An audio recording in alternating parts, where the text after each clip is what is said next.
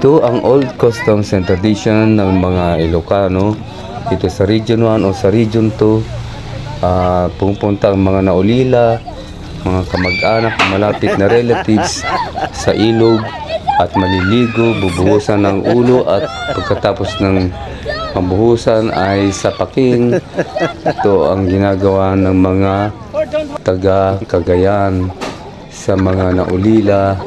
Ayan, bubuhusan ng ulo, tapos sasapakin, sasampalin, at ganyan ang ginagawa nila isa-isa sa mga naulila, lalo na yung mga bereaved families. Ayan, ginagawa nila. Panurin lang.